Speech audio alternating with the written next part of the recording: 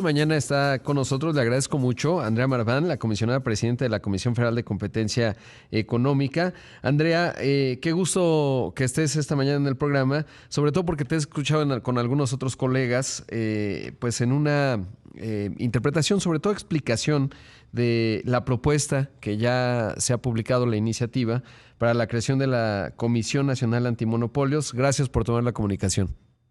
No, de qué, gracias a ti, Rodrigo. Un gusto, como siempre, saludarte a ti y a tu público. Y sobre todo porque, bueno, pues dentro de situaciones que han salido en términos de reformas, pues hay unas que no se ven tan positivas, pero aquí el hecho de que pues las evaluaciones que vas haciendo me parece que es importante escuchar qué cambia y sobre todo cuál es, digamos, tu evaluación de lo que estamos observando con respecto a esta iniciativa. Claro que sí, Rodrigo. Como tú muy bien dices, yo creo que la iniciativa hay varios temas que vale la pena destacar. Como muy bien lo mencionas ya, la COFESE, digamos, se transforma conforme a la iniciativa, se transformará en lo que se llama Comisión Nacional Antimonopolio, y creo que hay cuatro puntos, yo diría muy breve, que vale la pena destacar. La COFESE pasa de ser este órgano constitucional autónomo. Cuando pasa a ser la Comisión Nacional Antimonopolio, se mantiene, digamos, expresamente un órgano con independencia técnica, operativa. ¿Y cómo es que, digamos, se configura esta independencia? Pues muy relevante. En primer lugar, sigue siendo un órgano colegiado. Es decir, ahorita tenemos 7 comisionados, pasa a tener 5 comisionados, pero sigue siendo un órgano colegiado que es nombrado por la Presidenta de la República, pero con ratificación del Senado, y el proceso de remoción también es similar. Y dos puntos creo sustantivos. Esto, digamos, es en cuanto a cómo estará organizada esta nueva autoridad de competencia. Y en cuanto a dos puntos sustantivos, en primer lugar, sí se prevén mayores multas para quienes violen la ley de competencia, pero digamos que se preserva el concepto básico, los conceptos básicos de competencia, como las prácticas monopólicas absolutas o los acuerdos entre competidores, las empresas que abusen de su posición de su dominante o de su posición en el mercado, sí tendrán que pagar mayores multas. Eso creo que es muy relevante. Y dos, se prevén menores plazos, es decir, se prevén investigaciones un poco más cortas, y también el tiempo para analizar las operaciones de fusiones también más cortas. Eso es, yo creo que los principales aspectos a destacar de esta iniciativa. Claro. Ahora, jurídicamente en la parte, veía en la propuesta que tendrán mayores poderes de investigación. ¿Cómo se refleja esto? Y luego, jurídicamente, ¿cuáles son las consecuencias de una determinación de hoy COFESE, de lo que será la comisión? ¿Hay algún cambio en ello o esa parte se modifica, sigue igual como se ve? Mira, en cuanto a mayores poderes de investigación, se prevén expresamente algunas otras maneras de recabar información, como por ejemplo realizar encuestas, pero también se prevén mayores sanciones, o lo que nosotros llamamos medidas de apremio, que eso es la sanción que te aplica por no cooperar en una investigación. Se prevén mayores sanciones para no cooperar en la investigación. Es decir, las multas no solo son más altas por violar la ley, sino también por no entregar información o no cooperar con la autoridad o con la Comisión Nacional Antimonopolio durante una investigación. En cuanto a las consecuencias que tendrá, digamos, la resolución o determinación final de la comisión, yo te diría que son las mismas. Siguen siendo multas, aunque te repito, serán, yo creo, serán multas más altas. También sigue existiendo la posibilidad para los pactos entre competidores o acuerdos entre competidores, que esos se procesen también penalmente, y también se hace también mucho énfasis en la importancia de algo que tú y yo hemos platicado ya previamente, que son las acciones colectivas. Ahora, en la parte del talento, porque eso sí que es algo que me preocupa, sobre todo porque sé que en la COFESE convergen, digamos, pues mucha vocación, porque hay muchos profesionales que tienen maestrías, que saben de derecho, pero que son economistas, etcétera. No son habilidades fácilmente encontrables en el mercado, y hay muchos incentivos para irse al sector privado, porque la verdad es que los salarios pues están muy diferentes. Y en esa parte, ¿cómo se ve el talento y sobre todo cómo se va vislumbrando, hasta donde sabes, obvio, la estructura que pueda quedar? Hoy, ¿cuántos son en la COFESE y qué se prevé en términos de los que serán en el futuro?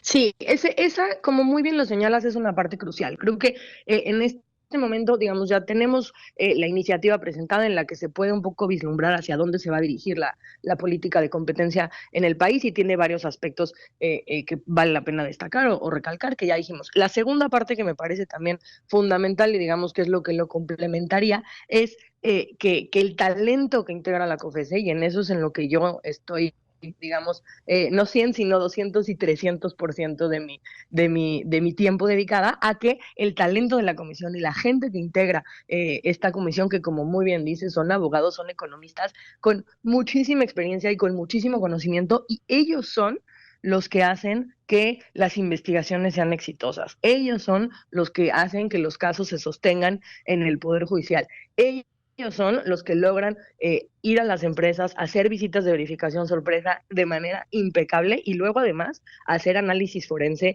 de la información electrónica que tienen las empresas para poder encontrar la evidencia de violaciones a la ley. Entonces, sin duda, eso es lo más fundamental. Me parece que la iniciativa sienta buenas bases para que pueda haber una transición bastante ordenada o muy ordenada, y en eso es en lo que yo estoy trabajando, digamos, incansablemente. Actualmente la comisión está compuesta por 440 personas, y esperamos que la transición, digamos, será lo más ordenada y esas personas puedan pasar a ser parte de la nueva autoridad.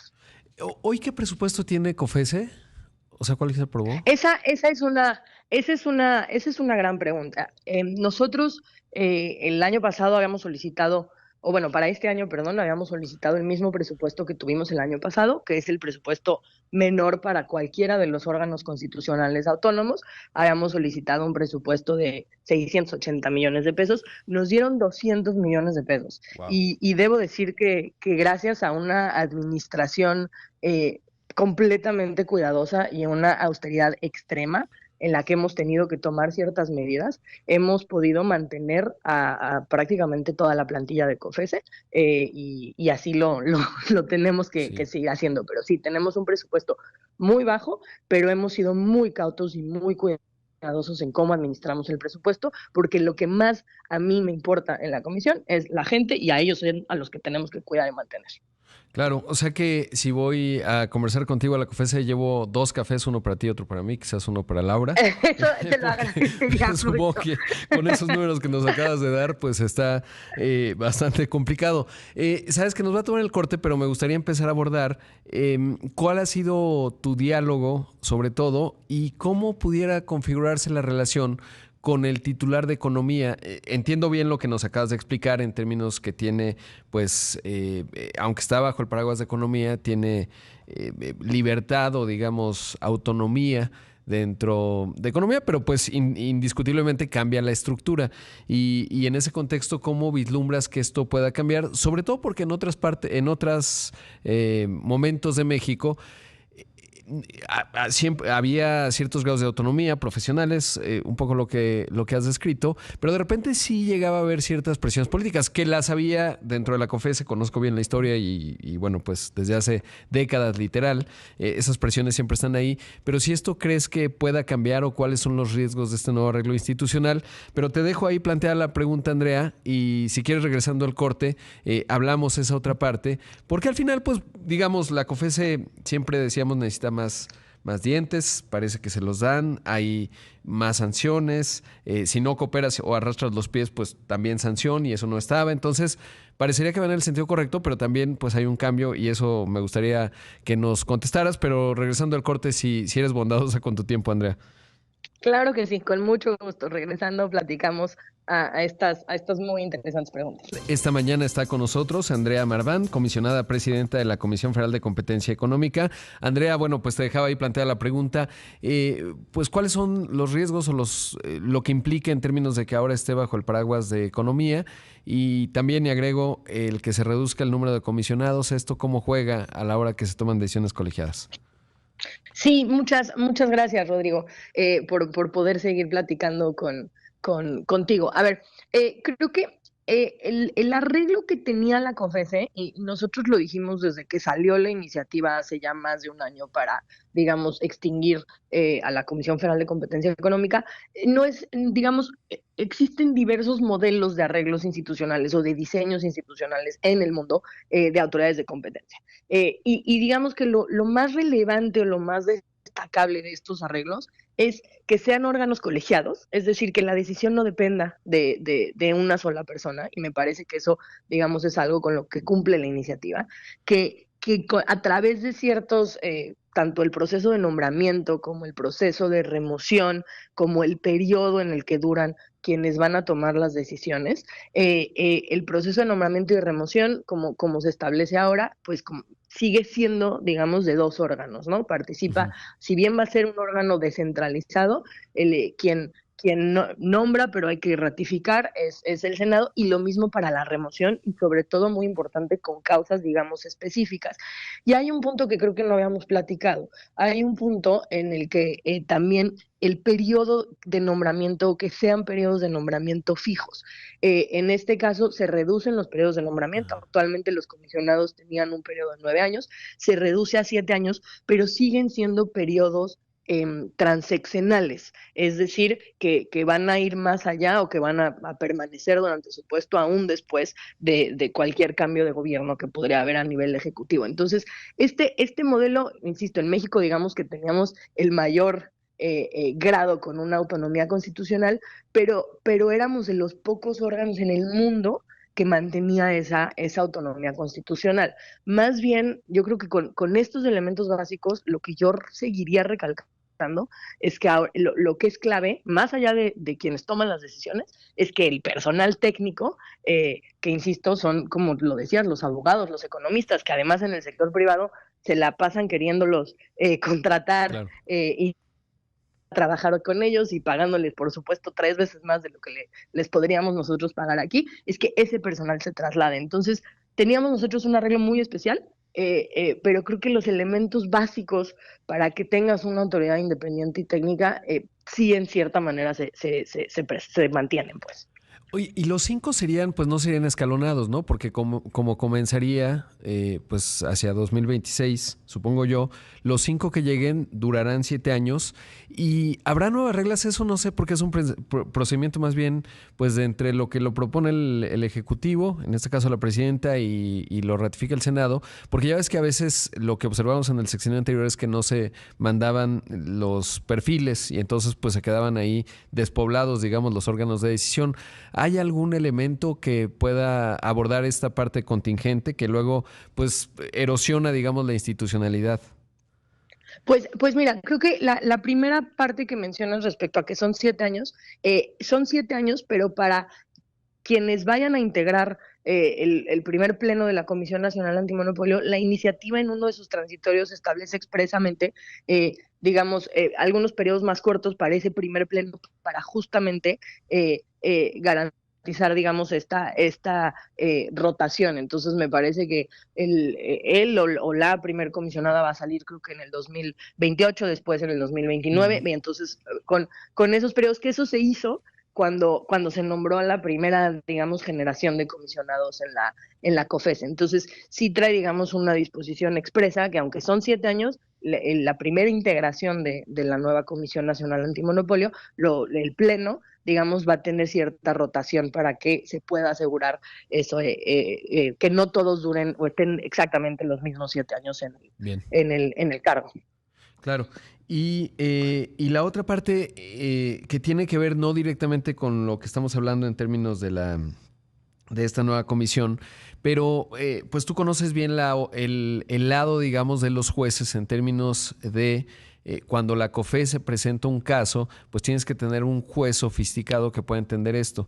Y obviamente estamos en un proceso, vamos rumbo a un cambio profundo en el sector judicial. ¿Cómo ves esta otra parte? Porque de repente pues puede llegar un juez muy popular, ¿no? Que lo eligieron, pues no sé si muy popular, pero puede llegar un juez que lo eligieron por alguna razón. Y de repente puede no tener el nivel de sofisticación y conocimiento para abordar un caso complejo como los que ustedes plantean. Sí, ese claro que es un tema sumamente relevante. como dices, algo que se mantuvo digamos, la reforma constitucional que da pie ahora a la iniciativa, es que los jueces en materia de competencia serán especializados en materia de competencia y telecomunicaciones. Sin embargo, sí estamos, digamos, actualmente viviendo un proceso de elección judicial en el que, debo decir, no todos, sino que sí, pero sí algunos, por lo menos a partir en estas próximas elecciones, van a cambiar algunos de quienes integran los juzgados y quienes también integran los tribunales colegiados. Creo que ahí sí debemos todos hacer una labor informada para conocer quiénes son los perfiles que están digamos, compitiendo o que están sujetos a elección para ser jueces especializados, estudiar esos perfiles y tomar decisiones informadas, porque sí, como muy bien dices, pues ellos son los que van a estar revisando las decisiones que se tomen aquí al interior, y lo que se quedó en la iniciativa es que sí tendremos juzgados y tribunales colegiados, y yo complementaría una parte un poco parecido a lo que pasa en la comisión, que creo que también una parte muy relevante en los juzgados y en los tribunales no solamente es la cabeza, sino también el personal de carrera que lleva ahí. Lo que nosotros llegamos a ver muchas veces es que cambiaban a los jueces o a los titulares de los juzgados y de los tribunales, pero mucho del personal que ya llevaba 5, que llevaba 10 años de experiencia en materia especializada de competencia económica y que además ya había tenido capacitaciones y preparaciones, muchas veces se quedaba. Entonces también creo que eso es un aspecto muy relevante. Muy, muy relevante. Pues Andrea, te agradezco mucho, muy, muy útil escuchar cómo lo estás viendo y bueno, pues espero que sigamos hablando como siempre. Te mando un gran abrazo, gracias. Un abrazo a ti y claro que sí, mantengamos este canal abierto para poder seguir explicando lo que viene y lo que se está discutiendo.